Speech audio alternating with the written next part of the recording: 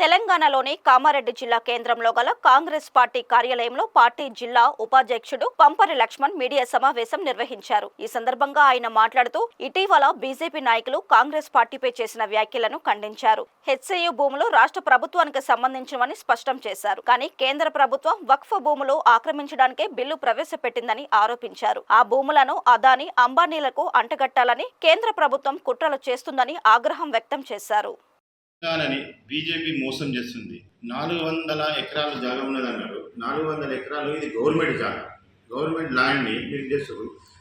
అదే అంబానీ వక్ఫ్ బోర్డు జాగాది చేసి అమ్మాలని చూస్తున్నారు. మీరు దానికి కారణం ఎవరు? దానికి పట్టించుకుంటూ లేరు.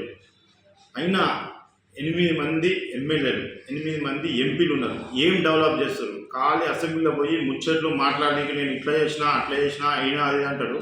అవన్నీ పనికిరాని. కామారెడ్డి ఏం డెవలప్ చేసినావు? ఏది ఒక్క అభివృద్ధి చేసింది చూపించి నువ్వు ఎన్నో అభివృద్ధులు చేస్తాను, అది చేస్తాను, ఒక్క అభివృద్ధి లేదు. నువ్వు ఇంకా 10 మాటలు మాట్లాడతావు. ఇక నువ్వు ఇన్ని మెనిఫెక్ట్స్ ఇచ్చినావు.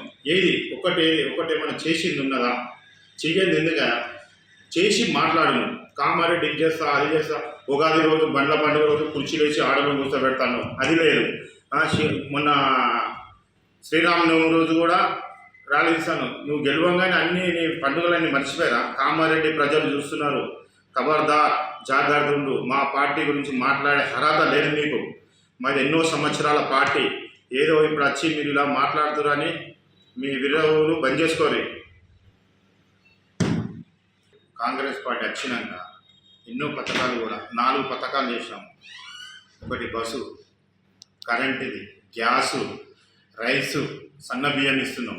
మీ మోడీ గెలవగానే ఏమన్నాడు? నల్లధనం తెచ్చి మనిషికి ఒక వ్యక్తికి 15 లక్షల రూపాయలు ఇస్తానన్నాడు. అది ఇంతవరకు లేదు. చెప్పే వరకే నా మోడీది, చేసే వరకు లేదా? దమ్మున్న లీడర్ ఉంటే చెయ్యాలి.